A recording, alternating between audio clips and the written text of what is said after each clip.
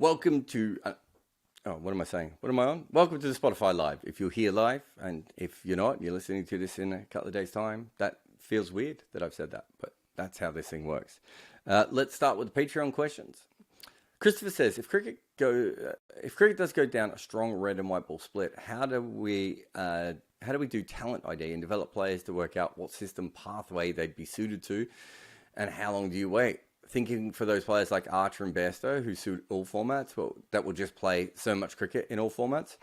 Well, I think if they actually split, that's not really how it's going to work anyway, because you're going to have the red ball, which will probably be completely split from the white ball at that point. I don't know how. Let's forget one-day cricket for a minute, but T20 and Test cricket are certainly at one point or another going to completely split. There will still be a big enough crowd and enough money to be made from Test cricket that it will continue. I don't know as much about one-day cricket, if we're being honest. And so I don't think there's any problem with that happening. But that doesn't mean that there will be like a pathway, because it will mean that people will sort of filter into those different things on their own. And I've talked about this before. I mean, you see this in car racing. People do lots of different versions of car racing. They don't just do one. Maybe, let's say Grand Prix, and I have no idea if this is true, but let's say Grand Prix pays their drivers the most. That might be the IPL, for instance, but there's monster truck car racing, and there's, muscle car racing, and there's Indy cars, and, there's, the Dakar Rally and all those different things that you still need all the basic skills of being able to race a car to be able to do. And I think cricket's going to be like that. So I think if it really splits, I don't think that's a problem. If it only half splits, players are going to choose what they're going to want to choose anyway, sort of regardless of what anyone else wants. I think of maybe if you grew up in, trying to think, maybe somewhere where rugby league and rugby union are quite strong, you might play both even when you're a kid, and you might be better suited to rugby union, but you might like rugby league more, or vice versa. You're probably still going to go towards that. I mean, that's kind of how the world works. The only thing that is different here, Christopher, is that it's all one sport at the moment, but it may not always be one sport in the way that it's run at the least. And I think that might solve certainly some of the problems when you look at what cricket has today. Ian says, how big can the Commonwealth Games be for women's international cricket? And will the men not taking part enhance or detract from the profile the women's tournament gets? Probably helps the women, doesn't it? Because if anyone's going to talk about the cricket, it's going to be them. And I think it's something that cricket is in the Commonwealth Games. I should point out at this point that I don't really care about the Commonwealth Games at all, even slightly. Absolutely uninterested in them as a general concept. So for me, it's hard to say. I think for women's cricket, though, I haven't talked to any administrators in women's cricket, but I'm assuming that it would help with funding. It would help with training facilities. It would help with... we've just done a podcast. I don't think it's out yet. It must be next week's Red Inca about the history of Pakistani women's cricket. Them winning the Asian Games really helped women's cricket in Pakistan, even though India and Sri Lanka, I think, neither of them were in those games. But the fact that Pakistan did win that tournament still meant that they came home with gold medals at a time when, women's cricket, other women athletes from Pakistan weren't getting a lot of gold medals. That gets you attention. You've got, I think it's and I've now forgotten her name. It's one of the Pakistan players, I think, is carrying the flag. I'm trying to think if that's happening in one of the other countries as well. These are big things, right? These are big, important things in the development of women's cricket. So I've got absolutely no problem with that. I would have no problem with the men playing in the Commonwealth Games. I can understand why certainly the major 6 nations are probably like, we don't need to do it. And I personally probably don't think that it needs to be in there. I much prefer it to be in the Olympics or almost anything else. But I've got no problem with cricket being there. I followed it when it was there in, let's say, 98 in Malaysia, 96 in Malaysia, 97 in Malaysia, whenever it was in Malaysia. When Brad Young got a hat-trick and South Africa won, I was going to say, it's won the only thing they've ever won at a sort of mini global type event. Viv Richards carry the flag? I think Viv Richards carried the flag in that Commonwealth Games. So, look, I think there's certainly, I think for women's cricket, you have to think about it from a ground-up perspective. They may not get a huge amount of publicity from this, but the countries who get golds will certainly, get attention. There will be countries that will probably give a little bit of extra funding, or the women's players will be treated a little bit better for a couple of weeks of the year than they generally are. Whatever those things are, I think it's a good thing for women's cricket. Plus, a lot of women's teams just don't play a lot of top-level competitive cricket. You look at Bangladesh women, I think it was pre-COVID, just didn't seem to play much. The Sri Lankan women just have not played a lot. The more cricket that some of these women's teams can get, I think the better. Cameron says, sort of following on from the podcast on Too Much Cricket, which is the last Red Inker, I think. Oh, which came out like yesterday, or depending on what day. It came out on Wednesday. I keep remembering I record these on different days and they go up. Cameron says, I watch a lot of baseball games pretty much every day for limited season. Interested to hear your thoughts on this with cricket. A season of, say, 6 to 9 months where all the cricket is condensed. Well, the biggest problem there, Cameron, is that baseball is a league in one country. Part of the reason it's a 6 to 9 month window, I don't know how long baseball goes for, actually. I should know that. But it's because those are the months in which you can play baseball easier. How would you do that in cricket when you've got a northern hemisphere, you've got a southern hemisphere, you've got countries that never have winter but do have rainy seasons, and you have countries that have quite substantial winter like New Zealand and England. I don't think it's possible. You would also, the southern hemisphere, so Australia, New Zealand and South Africa would want it to cover their summer. England would want it to cover their summer. So you've already got a bit of a clash there. Don't think the other countries are as worried about their summer, but there are certain times of the year that different nations really want to, focus on their cricket. Also, it doesn't really work like in that sort of situation. Where does a 3-month IPL fit into that? So the problem really isn't the calendar in that sort of sense. The problem is that no one is in charge. There's too much cricket that doesn't matter. There's too much cricket that's being played to pay boards wages rather than for the betterment of the game.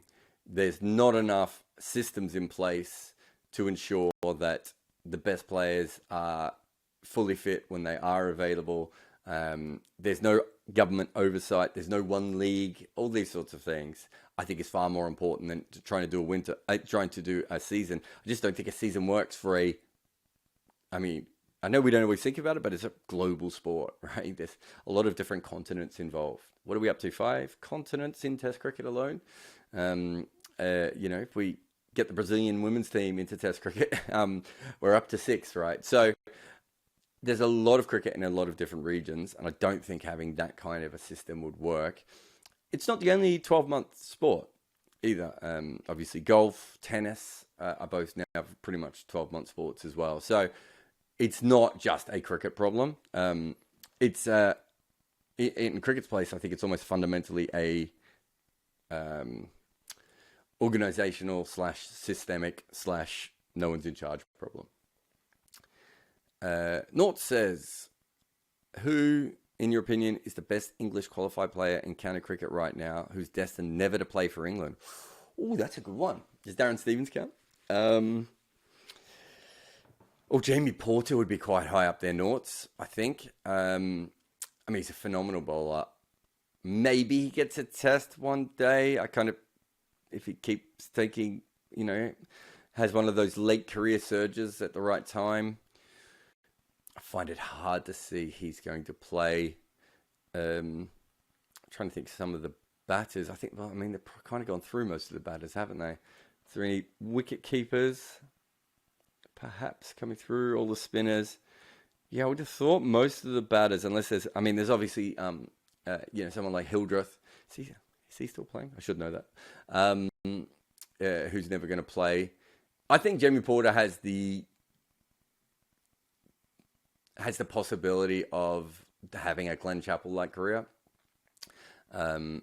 and probably never getting a game for England. And he's a phenomenally talented player. I'm trying to think if there's anyone else that I'm missing. I mean, I think with England now, you're really looking at those medium, fast, skillful bowlers. I mean, Tim Murtagh probably would have been one. Incredible bowler, but clearly never going to play Test cricket for England. Has gone on to play Test cricket for Ireland. Trying to think if there's anyone else in that sort of ilk, but I think that's generally. I mean, I always go on the Glenn Chappell rule. I mean, if you look at Jamie Porter, I've watched him bowl a bit, not a huge amount, but certainly quite a bit. There's no doubt in my mind that he is a Test quality bowler in the same way that Chad Sayers was, and barely played a Test for Australia. It's just not that generation. I think if you're going to be that sort of Sayers or Porter type bowler now, you need to be almost a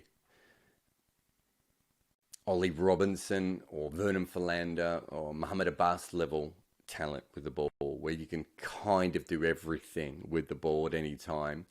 And I don't think those guys are quite on that sort of level. So he's the one that sticks out. Obviously, Darren Stevens is another really interesting one in that for many different reasons. I can't think of anyone else off the top of my head. There's certainly no spinners, is there? So yeah, I'll probably go with him. He's certainly the one that's right there with me. James says, with last week's question, I probably overcomplicated a little bit with the reference to Elise Perry. It was really just supposed to be how people say cricket when they specifically mean men's game and not the women's. I think, James, this probably says more about you and the people that you're talking to than anything else. I don't mean that in a bad way, but within the women's game, they don't say women's cricket every time they're talking about women's cricket. They quite often say cricket when they mean women's cricket. So I think there is certainly a much larger default to have that towards men than towards women. And we've already started to see that, this move towards the men's 100, the women's 100, the men's World Cup, the women's World Cup.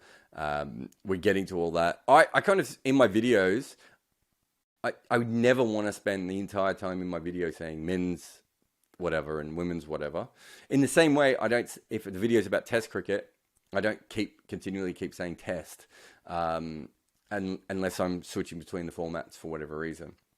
And the real reason for all that is that it's just clunky. And, it's a bit like, I remember when women's cricket started to get quite big and there was this big movement for people to say batswoman. And it's like, it's a terrible phrase. It doesn't come out of your mouth correctly. And I think that's why something like batter works quite well. If you're talking about women's cricket, I kind of have no problem with you not saying women's cricket if, it's quite obvious that you're talking about women's cricket. The bigger problem, of course, is that, women's cricket needs as much attention as it can. But I don't think that every time you say the word cricket, if you're talking about something, you need to put men or women on the end. There are little things that I do think you need to do. For instance, if you were to say, I think we say, the best player in the power play, we should probably say the best man in the power play or the best woman in the power play. I think that sort of stuff is probably quite fair. A bit like, was it Sachin who made the first double century in a one-dayer for men? But obviously Belinda Clark made the first one in women. It's weird, I know that Belinda Clark won more than the men's one. But, and that's a perfect example of, he's made the first double century in one-day internationals. And it's like, well, he hasn't. He's the first man to make it. And I think that's more than fine. And if you start to do that automatically, I think that's a much better system. But I also think that at a certain point, you don't need to cram man or woman into every single sentence. And that's maybe more of a... I think inclusivity is absolutely brilliant. And there's absolutely no doubt that changing it from batsman to batter has made nothing but a positive impact on cricket, and will probably go on to have a positive impact on cricket for many years past the people who are moaning about it, even though it's been said for about 50 years. But there are certain things that are just clunky and harder to say, and, maybe don't trip off the tongue as well. But, we still say third man, despite the fact that cricketers call it third. People still use the racist name for left arm spinners, right? I'm trying, so those things, there are still lots of things. We still say maiden. Will we still be saying maiden in 10 years' time? be really interesting to see if we will, if we're being honest. So it wasn't, what was it? Up until 10 years ago, it was called Irish swing almost as much as it was called reverse swing. So we are sort of filtering out those sorts of unnecessary things from our game. And I suppose the next thing that we have to do is be more and more proactive. But I think cricket's done a pretty good job. I think that laws are quite proactive with all that sort of thing as well. I think most of the complaints are usually Twitter accounts from major publications who you've got some, poor intern more often than not, or if not, someone very young in that job just making a mistake, not even thinking about it. But back before, who in your honest opinion is the best English qualified player? So that was Nortz's question. Oren, just in the chat, has said Sam Northeast. I did think about him, actually, when I was going through it. I think Sam Northeast is a phenomenally talented player. He sat in this chair, in fact. He did a test recording for us for 99.94. Lovely guy. I'm not sure that he's the best English qualified player in county cricket who's destined never to play for England. I could be wrong because of Porter. But he's certainly up there. I mean, I don't think anyone would argue that. He's an incredible player, but I don't think he's the best. But he's very close to that conversation. Aditya said, how would you fix the overrate issue in cricket? Clearly the system right now is not working. Deducting match fees or even banning captains hasn't worked. Well, part of the reason that doesn't work, Aditya, is because it isn't the bowler's fault that it's slow. Batters take almost as many breaks as anyone else. We have soft balls. We have technology problems. We have in an amazing amount of drinks breaks. Batters are never rushed by umpires. Fielding teams are purposely trying to bowl slow. There are so many deductions and times that you can do. They don't want to fix it, is the simple answer. I would go as far to say now is there are a couple of people at the ICC who care. I think most cricket boards around the world would prefer the game to go an extra half an hour. So they don't want to fix it. They don't really care. They don't make the majority of their money off ticket sales anyway, the boards. So they don't want to. I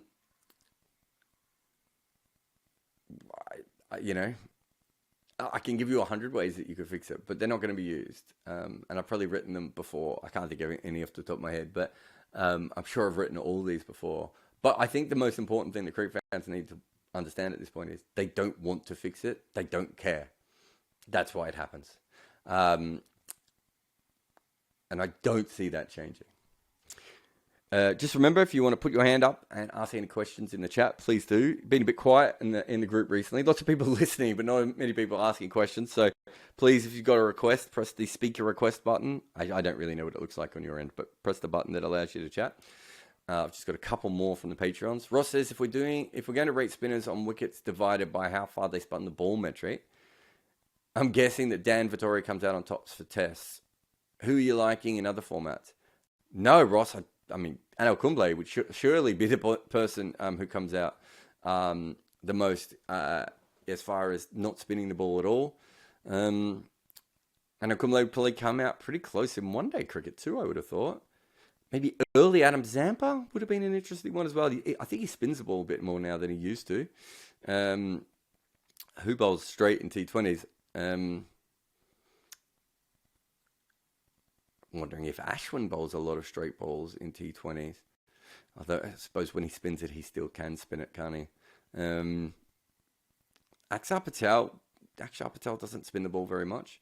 It's an interesting question, but no, I think Kumble would probably win Test and the one-day prize, and then in T20s. I suppose we've got a host of spinners, Ross, in T20s that don't really spin it that much. But I'm trying to think of one who specifically took a lot of wickets. Maybe Johan Botha might be an interesting one on that, actually. Played a lot of cricket. And after he was called for chucking, he really doesn't spin it that much. So, yeah, really interesting one. I think we might need Crick Viz for that. But James says, people often assume that the bigger population, the bigger talent pool, higher expected performance of the national team, but is there a point of diminishing returns for this system given that you can only put 11 people on the field. And if the bigger talent pool requires a more complex talent ID and development pipeline, does it actually become harder to end up with the best 11 on the field, or does it all sort of balance out in practice? Okay, so I think the best thing to sort of sort yourself out on that would be, James, that you always want more people to be able to pick from.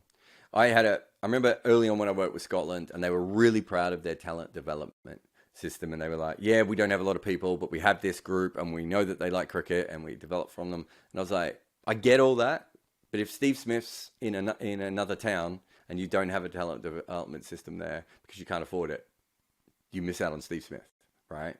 So I do think that is really important. I do think this system of developing cricketers is very important.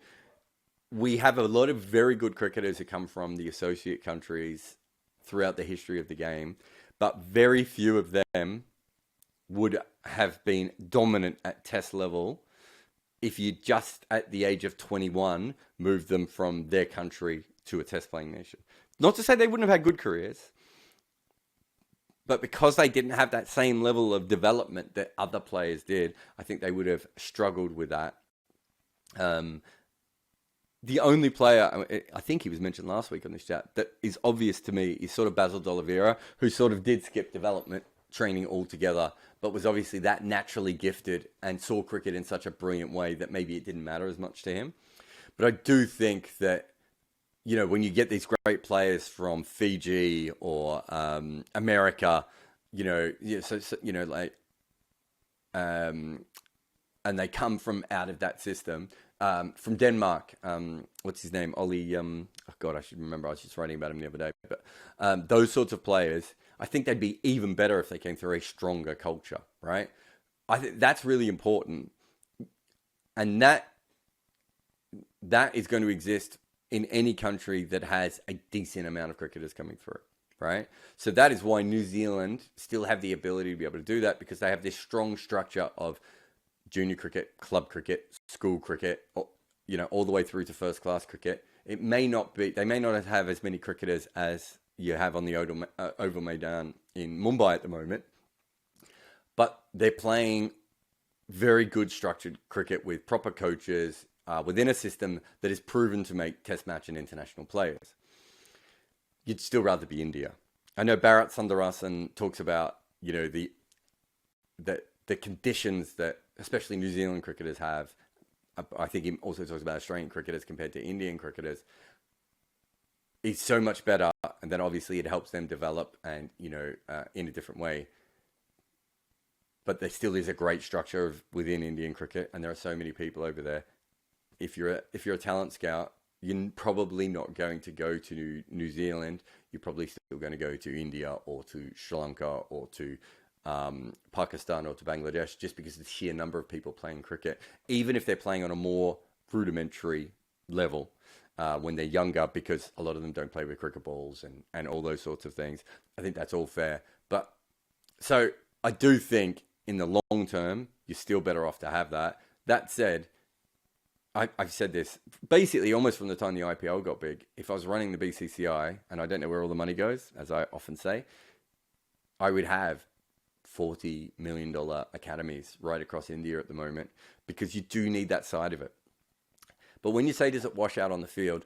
I do think, especially if you look at New Zealand's rise over the last couple of years, and even if you go back to Richard Hadley, if you have one absolutely killer test match bowler, whether it be Richard Hadley, Fazal Mahmood, Murali, just one great test match bowler, you can be a very, very good cricket team with average players sort of beneath them. If you look at New Zealand and you suddenly have Wagner, Bolt and Southey for a long period of time, all at a similar age group, you can get past a lot of things. But if you want to be a consistent team from decade to decade to decade to decade, I would assume then that's where this bigger talent pool is massively important. And also chances of finding more freakish athletes. And you know, the one thing that I think that Western cricket cultures struggle with is finding cricketers who are, and Neil Wagner's a really interesting one because he is one of them, but he had to go between two countries. But I think there's a real problem with some of those things to be able to get absolutely masses of talent coming in that is different. So what you get in the West Indies, what you get in Sri Lanka, what you can get in India and Pakistan is people that bring in new skills because they come in from outside that system, but still within a general framework of a lot of cricket. And I think what happens in some of the other places is very hard to break into some of the more Western countries' framework because everyone's got to do it this way. So there's a lot of different advantages, but as a general rule, I would always start with the bigger talent pool. I'd rather have that problem than the other problem. Let's have a look. All right, we've got some great. Oh, well, I don't know if they're great questions. I'm assuming they're going to be some great questions, but good questions there, and some great questions there on Patreon as well. Alan, are you there, mate? Hello. Hey, mate. What's your question? Where do you see kind of Irish first-class cricket going, or is it even going to get restarted in the next few years? Yeah, I had a big chat with a couple of people in English cricket recently who they were talking about the Dutch team actually, but they were saying they can't see the Dutch team making the jump that it needs to make if they're playing their cricket back home. And I remember talking to Warren Dootram 2012, I reckon it was, Alan. And I was like, why not push your players towards county cricket? And you look at the Dutch system, and you've got, when they play during their summer, so many of their players can't play because they're in the county system. And that means when they're actually playing, the best players aren't playing for the Netherlands. But they are developing probably better than they would in a Dutch first-class system, right? So Ireland has gone with that other model. And I thought even back in the day that Bangladesh probably should have tried to join, the Indian domestic scene or Sri Lankan, whatever they could have done. But they went with their own model as well. I think the strength of that model is certainly that you can control the players. So Andy McBride is batting at number 3 for, is it Leinster, Alan? You know this. Oh, Alan's gone. Andy McBride bats up the order. I think it's one of the northern teams. Yeah. So he bats up the order, which means if you think about him, they need him to have those skills because they're struggling with batters at the moment. There's no county in England that's going to bat him in number 3, right? It's just not going to happen. They have the ability to develop those players exactly the way they want to develop them, which is a huge advantage when it comes to that first-class structure. The problem is, as you and I know, they don't really have any money, right? Irish cricket hasn't made the money that it's wanted to over the last 4 or 5 years. It got scammed out of money. I was talking to them recently. It still feels like money is an everyday problem for them. You talk to Netherlands and Scotland, and they would wish to have Ireland's money problems. But money is still a big issue for them. So can they make that first-class system what it should be anyway, right? And so it's obviously what would you say? It's the big punt that they made a long time ago that they were going to do that. And if you remember, Alan, it took ages for people like, I remember talking to Gary Wilson about when are you going to stop playing county cricket? And he's like, well, I'm going to play county cricket as long as I can play it, and then I'll go back to Ireland. I think you're now seeing probably generations of Irish cricketers who, to be fair, are investing themselves a little bit more in the Irish domestic system. But the money's not really there. It's not strong enough at the moment. It's probably more of a high-end club system than a proper first-class system, it's still a high-end club system, so they're getting towards it. I don't know when it starts to pay the dividends, but I think that, watching what's happened with the Netherlands, I'd kind of rather that Ireland tried to develop their own players over, let's say, 10, 15, 20-year period, and it doesn't work, rather than not being able to pick their best players because they're all playing county cricket and they're getting paid more money. So it may not always work. Obviously, COVID completely screwed Ireland cricket up as well. They were probably one of the hardest hit major boards in the world. So the finances don't work as well. The actual structure of the competition is not ideal, but it's tough. That answer your question, mate? Yes, thanks. And well, the last thing is, do you know, is it going to restart anytime soon? Maybe this year or next year? Yeah, that I don't know. I mean, I haven't. I was. I mean, I was going to go to Bristol and chat to a bunch of them, but I'm now commentating from London on those series. So, and haven't really sent a message to Warren or Richard or anyone else. But I would assume it's going to have to start from next. I mean, they're not going to start it this year, are they? Would be my guess. Yeah, I mean, to be honest, I just haven't chatted to anyone there. I would think if, what are we in now? Are we in August yet? I should know the date. It's incredible the amount of knowledge I have in my head, and I can't tell you what part of the year we're in. But I would assume anything they do now would be quite short anyway. So I think at that time I think it's probably a bit too late. But thanks for your question, mate. All right. Oh, Jamie, you there? Hello. Hey, mate, what's your question? Hey, hello. So this is a response to your red inker on there being too much cricket. Mm-hmm. It got me thinking about an equivalency a bit with the NFL.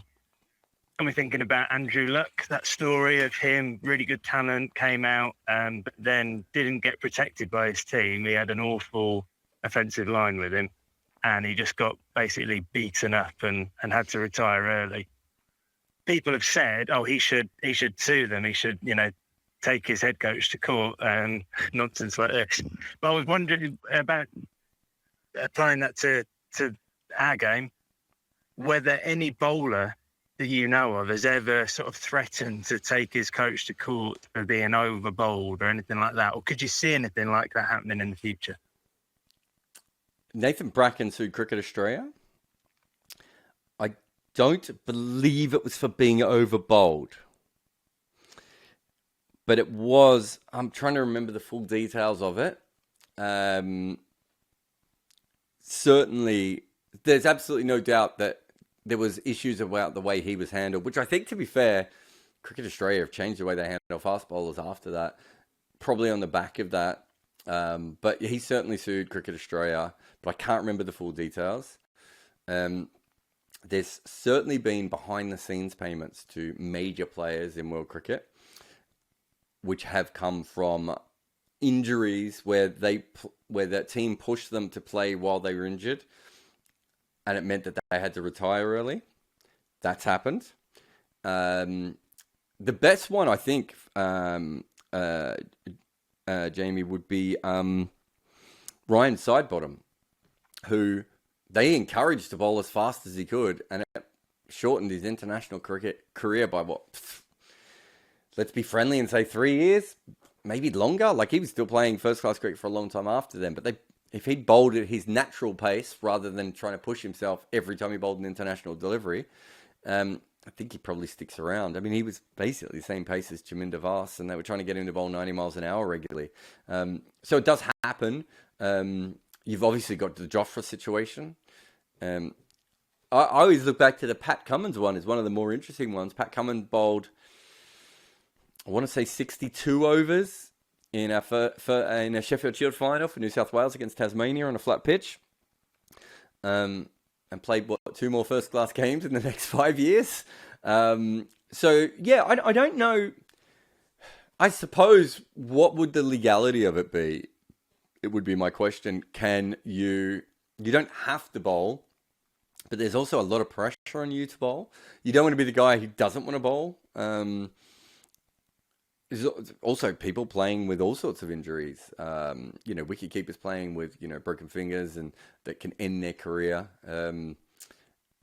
So, yeah, I think it's a really interesting one. A lot of it depends. Sports law, or the laws around sports players, is a little bit tricky. I wonder if you have to go to the Court of Arbitration of Sport. I don't know how many times cricketers have gone through that. I think there's been a couple of cases, but I wonder if you have to go through there. But it's a very, very good point. And I think, especially when it comes to fast bowlers, there are a lot of fast bowlers who have been treated poorly and have probably ended up with far shorter careers. I think you might find that occasionally, I can't think of a fast bowler off the top of my head, but I think you might find occasionally they might be able to go to the cricket board directly. Now, not all the cricket boards are going to help them, but I definitely have heard of players who have made a case to the cricket board to say, well, wait a minute, I can't walk now, or I may never be able to walk again. You guys wanted me to play these last 3 tests. You knew I was like this. And then have a look at that. So those sort of things have happened. As far as actual lawsuits, Bracken is the only major one I can think of, but I'm sure there are others out there that I'm missing. Great question though, mate. Who have we got next? God.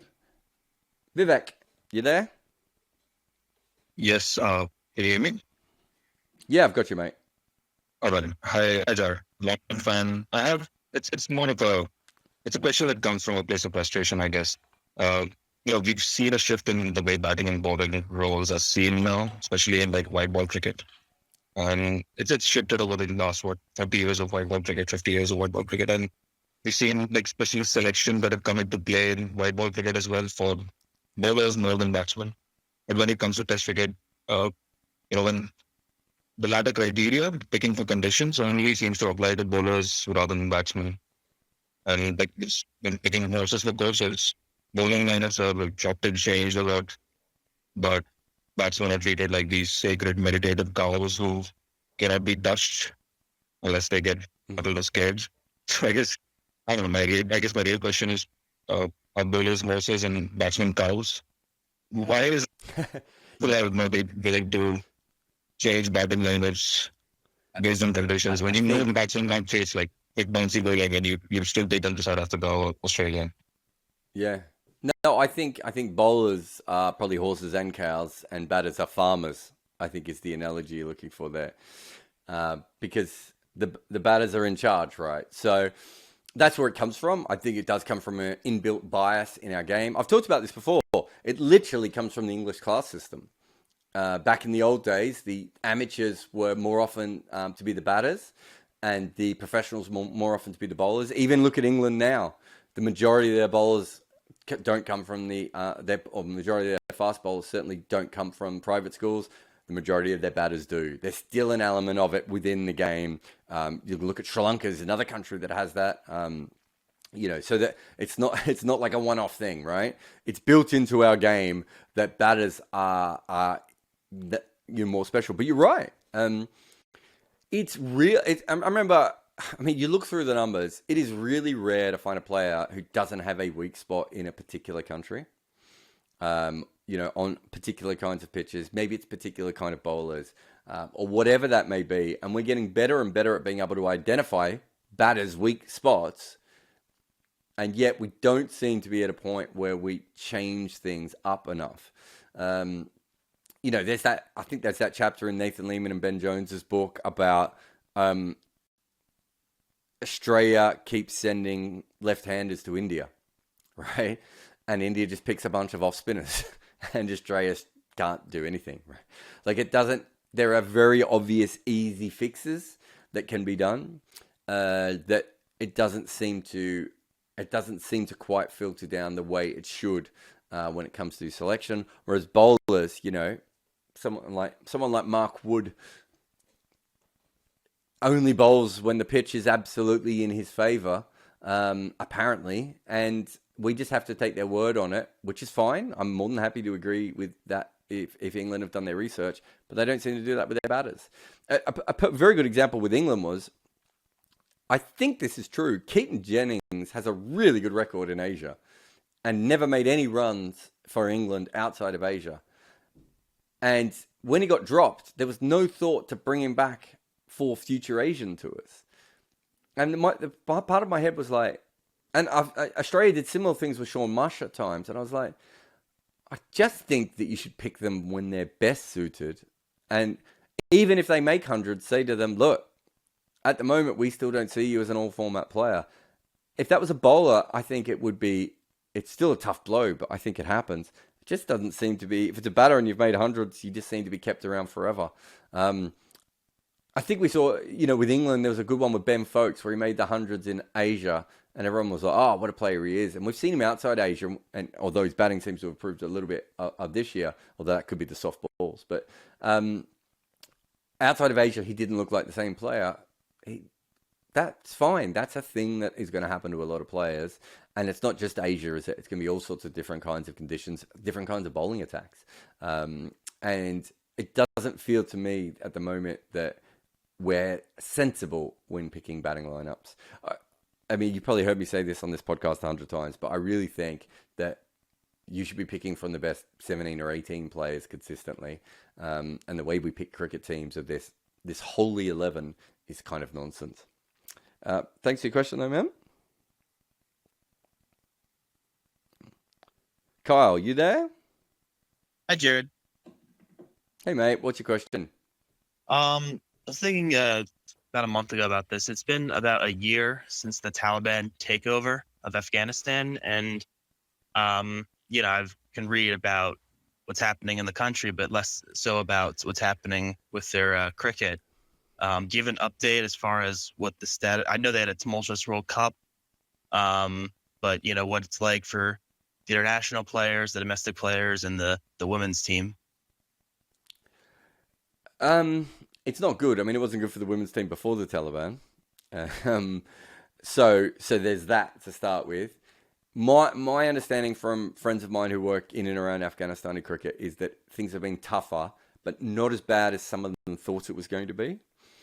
I think their initial worry was that because it's the biggest sporting team in the country, the Taliban would take a huge interest in the team. My current understanding is that's not been the case, but there's no doubt that there's extra problems. When the last World Cup was a big problem, you've got to remember that if you go back and read my piece from the 2019 World Cup, they were a shit show before. The organizational structure, they had players sent home. Gulbuddin was made captain almost despite the senior players. They had a player who, I wrote about. I still don't even know what he got up to, but certainly did a lot of things he shouldn't have been involved with. So it was an absolute shit show before the Taliban. I can't imagine anything's better. Interesting, I've seen some things from the Taliban where I think they do see cricket as a bit of a, what's the best way of putting it? A bit of a good PR. Yeah. My worry is that when that happens, generally politicians try and get involved with the cricket team, whether that's Boris Johnson or John Howard or whoever. That's when I worry about that. It's almost, you almost want your cricket team to be not that popular, so the politicians don't get involved. But as it currently stands, I don't think it's the doomsday scenario that we thought beforehand. But I think the impact of it long term is still going to be really negative. And there's no getting around that. It's not, it's not the only country in the world. Like, Sri Lankan women's cricket has fallen off the map, and what it probably needs is some government help. And, I don't know if you're following the news. It's not going particularly well. Pakistan had a chance of really changing their first class setup for the good, and instead they went with a system from 1985 Australia, right? So there's, political interference or lack of political interference can be a problem in these points. I don't think... I worry that the future of Afghanistan cricket is freelance players. That's my worry from the Taliban. That they can move to Dubai, that they can move to India, that they can move to Pakistan and play careers as freelancers, and they don't represent their nation enough. And that would be my big fear. I don't think they're going to struggle to produce players, because in that eastern part of the country, cricket is just so absolutely strong. And if it ever spreads to the sort of the west or the central part of Afghanistan, then they'll just find more and more cricketers. So I'm not too worried about it from a talent perspective. Development-wise, women-wise, that is an issue. But I haven't heard anything specifically bad for a little while. But I also haven't heard anything good, if that makes sense, Kyle. Yeah, no, it does. Just wondered if you had an update. That's interesting. No worries. Thanks, mate. Thank you. Who have we got here? Keshav, you there? Yep. Hi, Jarrod. Can you hear me?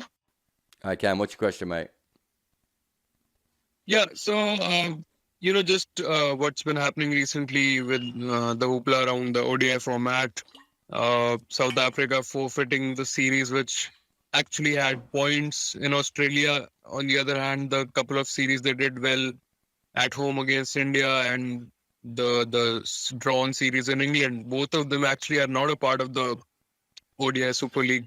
So, one way of looking at the format is, it should have the context so that, it stays relevant. But ironically, after 2023 World Cup, the ODI Super League won't be there at all. So every single league would be out of context and relevant. So if you were put in charge, like I want to know how would you approach this format? Because in recent times, we have heard so much like, it's an amalgamation of so many things coming together, the Stokes retirement or people like Ashwin or Wasim Akram giving their 2 cents on this format and everything. So how would you look at this format in future? I mean, I don't like one-day cricket that much, so I'll probably just get rid of it. So I maybe am not the right person to ask about that. I don't think we need bilateral one-day games outside of friendlies before World Cups. I don't see how it helps our schedules. If we're really going to get serious about the amount of cricket that we play, I think that is the most obvious thing. And I know how much that league helped Netherlands and Ireland and the other sort of teams around that area. But it's just we've got every time you look up, there's a new one-day series being played in the moment that it does. I'd just much rather have proper qualification tournaments rather than these endless leagues. And I think we can fit that into the schedule, and that can be a really interesting thing on its own. Maybe the top 4 teams or something from the previous World Cup get automatic qualification, and everyone else has to, and the host team, and everyone else has to qualify. I'd much rather that sort of a level of tournament in one go. Everyone watching because it makes sense and we care about it, and everyone wants to go to the World Cup to get their big slice of the pie. And that would make a lot more sense to me than what we're currently trying to do. I think I first wrote about bilateral white ball cricket a long time ago.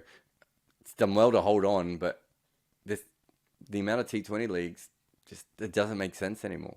And I don't think there is a long-term benefit by playing as much of this cricket outside of to the couple of countries that it was helping. And I'm sure there are other ways that we can help those nations come through, but long term you can't. It hasn't worked. There's too much cricket being played, and I think bilateral series, and especially that's what we're going to go back to. If they're going to go back to a bilateral series, I think it's a no from me. So I would only play them as friendlies if and when you need them. What about at domestic level, the list A? Because, for example, England has completely overlooked this format because the 100 runs alongside and the top players are there. So, for example, like Roy has been struggling this season in white ball. So, if he wants to go and improve his 50 over form, but he can't because he's contracted at the 100. So, do you think things like these would actually make it easier for players and board to sort of just ditch that format instead of the other two? Well, I don't think you need to ditch the format. Well, I don't think they're going to ditch the format anyway, and they're going to keep the World Cup because the one-day World Cup still pays a lot more than the T20 World Cup. The form thing is, I know it matters, but it's kind of neither here nor there because the List A tournaments, if they stay, are going to be probably going to end up in the way that Australia plays, which is at one end of the summer, because that kind of makes the most sense. So you play them at the beginning of your summer probably. And there's always going to be issues with that, don't get me wrong.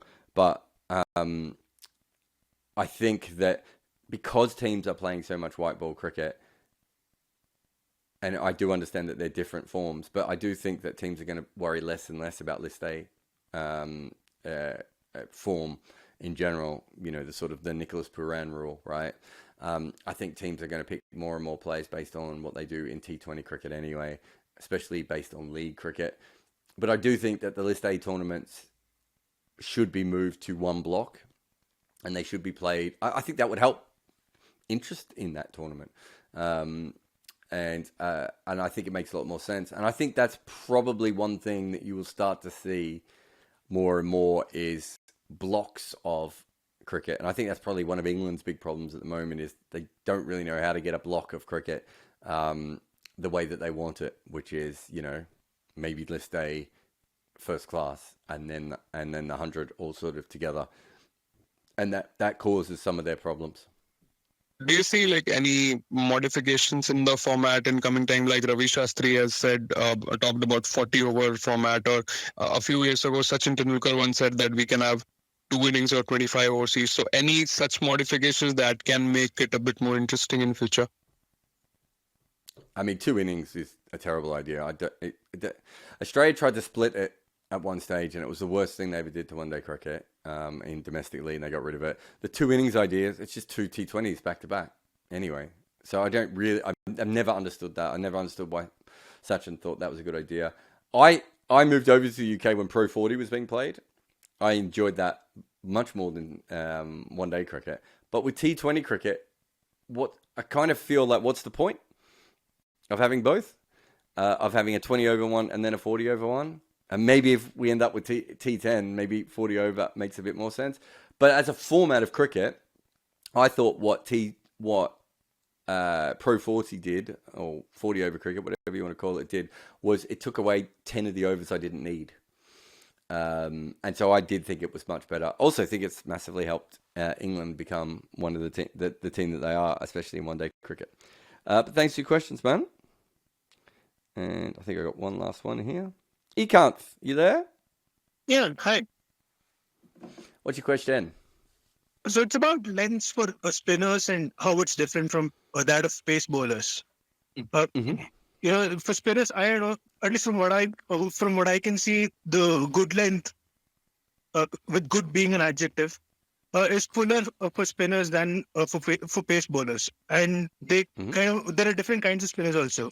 So how do you determine what's a good length, and you know, based on conditions and different variables for spinners and how it's different from paces? Yeah, I think it's 4 to 6 meters, which you would say is a good length for a spinner, and for a seam bowler now we more think of it as, used to be 6 to 8, but we now think of it as 5 to 7. So they're actually not as far off as what they used to be, because bowlers are bowling a lot fuller when they're bowling seam.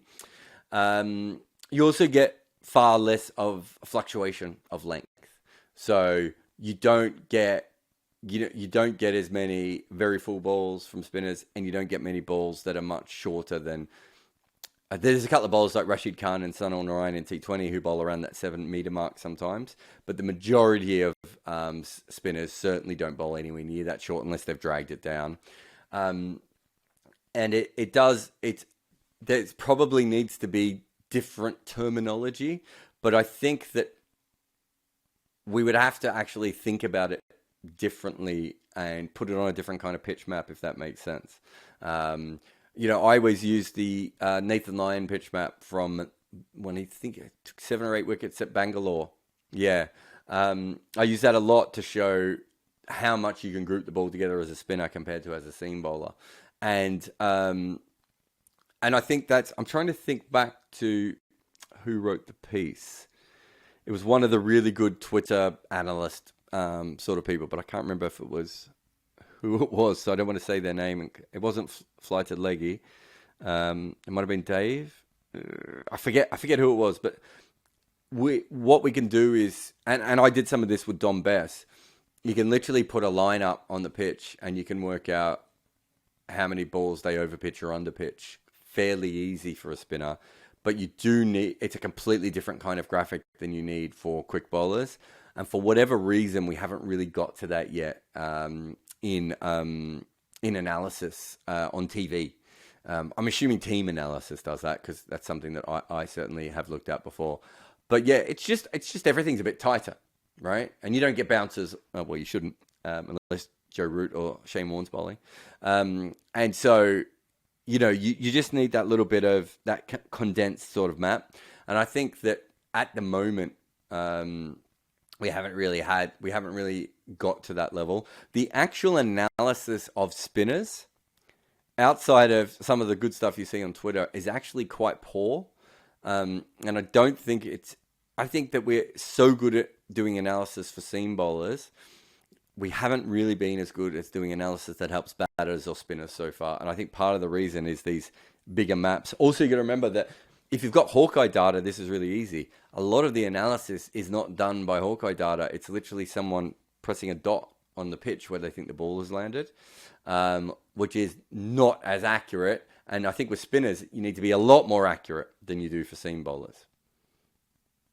Yeah, and that and for fast bowlers, sometimes when there's no assistance through the air, you know, there's discussions on how they should pull the lens back or pitch it up when there is swing, stuff like that. So what's the deal with spinners then? Like, how does conditions dictate how they need to bowl, what lens they need to pick and stuff like that? I don't think, well, I mean, it's probably generally with spinners, maybe speed or what Gareth Batty would call directness into the wicket, which is probably slightly more important. So that's the easiest thing to change with a spin bowler. Your length as a spin bowler is so narrow, right? That I'm sure there are pitches when you can get a little bit shorter, or maybe pitches when you get a little bit fuller. But if you're going to make a change, it's probably going to be angle on the crease or the speed of the deliveries rather than the length that you pitch it, would be my guess.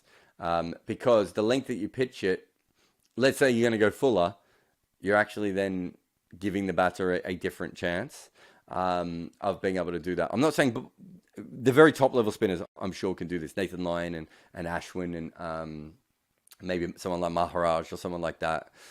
They probably can make those tiny little tweaks of their length. I don't think as a normal spinner, that's probably the best way of doing it. As a normal spinner, it's probably the way that you use the crease and the pace that you bowl is probably slightly more important. I would think that even if you look at Ashwin, he doesn't change his length as much as you would think he would. So we're talking about Nathan Lyon having those, really, really small pitch map. Ashwin's is always a lot bigger than Nathan Lyon's because he tries a lot more things. And that makes a lot more sense. But even within that, his lengths are still quite rigid. He has that sort of mountain on his, I can't remember what his optimal length is, maybe 5.5 meters, whatever his is. He has that sort of mountain there, and then he plays around with it a little bit on either side.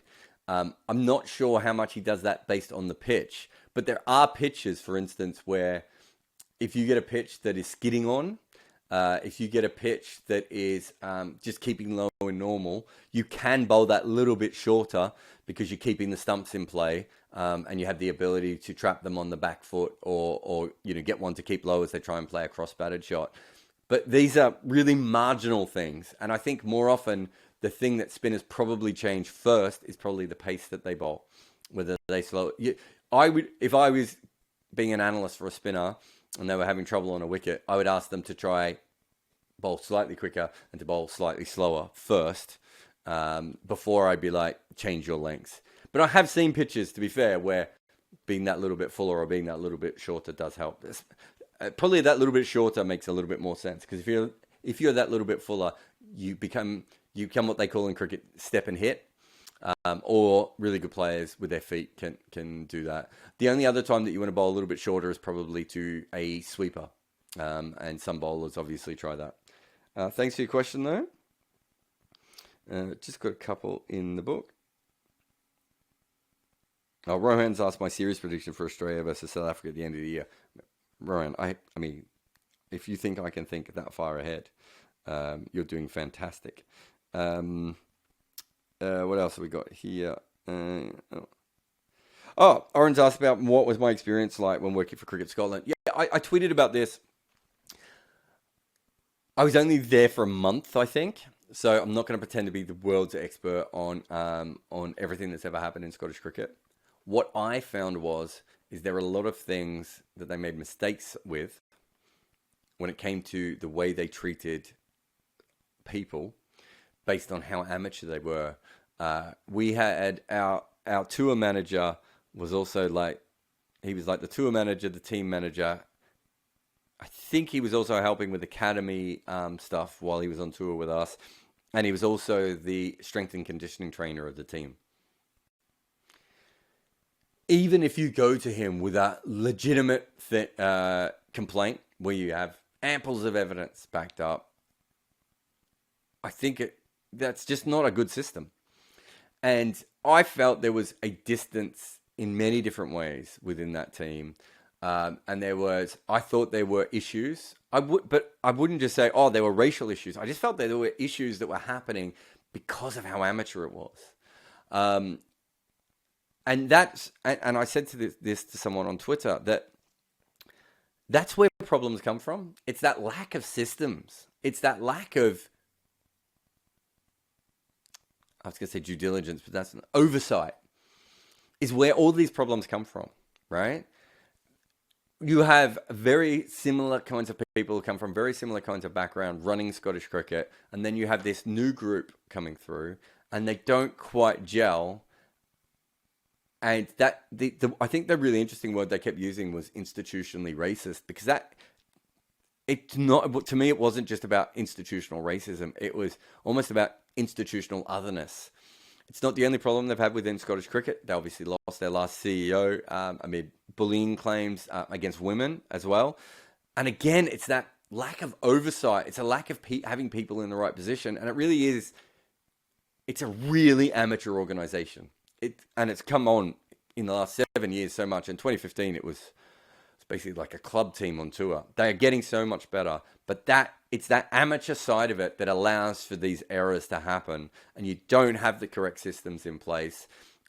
I haven't talked to Majid Haq or some of the other players directly, or some of the younger players who were, there. But I hear what they're saying, and I kind of get what they're saying, even if I didn't see it specifically in front of me. I just felt that there was something missing. And look, I've worked in franchises where exactly the same thing has happened before. I've done consultancy for teams. I've covered teams where you could see it happening, right? And it's not just this racism thing. It's this othering thing. If you don't fit that main crowd, that sort of club cricket nature of the game pushes people out, and they don't feel comfortable, and then they're not the right kind of person. And that doesn't matter if it's your ethnicity, your skin tone, your sexuality, your gender, whatever it may be. That's what I found at Scotland. I can't remember what I wrote in my report, but I did feel like I tried to touch on these sorts of things when I wrote a report at the end. I don't know if I mentioned race directly. I'd have to go back and have a look at it. But I certainly felt that there was an issue there, and that it wasn't being looked at correctly. And when these problems started coming out publicly, I wasn't surprised, I suppose, is the best thing. Even if I didn't see, well, I think a lot of the racist stuff, I don't know how much of the racist stuff is of the last few years, because I haven't read the report yet. But a lot of the very racist stuff seems to be from quite a few years earlier. But that sort of institutional side of things, that I definitely saw. That othering, that outsider stuff, I definitely saw that. Yeah.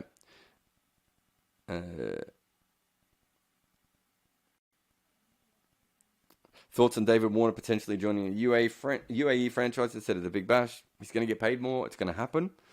Alan says, if you England coach selector, who would you want opening the batting in the first South Africa test? My answer is going to be the same as it has been for a long time, Alan. Alistair Cook. And Giovanni says, why is West Indies so terrible at ODIs? All right, I've got to go, but I'm going to answer this because I like this question. I believe the reason is that they don't have any batters. And I think in Test cricket, their bowling lineup has been so strong, it's been able to carry them. and win them enough test matches that we give them a pass. We don't think they're a great team, but occasionally they play really good, right? And we go, oh, there's something there. I don't think they have that same level of white ball bowlers, or certainly white ball one-day attacking bowlers who can take wickets. And if you have a look at they don't have the ability for their batters to bat long time and make runs. And I'll probably be doing this in a video soon if I get a chance to come around on it. And I think that is why West Indies struggle so much, because I think you need 2 or 3 batters who can regularly make 60, 70 and 80 at a decent clip. I don't think West Indies have that. And I think that's their biggest problem. And I think they can overcome that with bowling in Test cricket. And I think they can overcome that occasionally with hitting and their thought processes when it comes to T20 cricket. And I think that's the major problem. And so that is certainly what I would say. Oren has said, Caribbean Cricket Podcast said they're doing something with you very soon. Yeah, watch this space. Anyway, thank you to everyone. This was a cracking wagon wheel. We've struggled to get some questions recently, but the room lit up today, and some great ones in the written text as well, and obviously some really interesting ones from Patreon, and some great questions from all 3 versions of the question making. But if you can support us, I would say keep an eye out on 99.94. If you don't have the app, I would go and download the app, because things are about to start happening with 99.94, and you might be able to pick up some of them coming through the Red Inca stream very soon. Thank you very much, and I'll see you next time.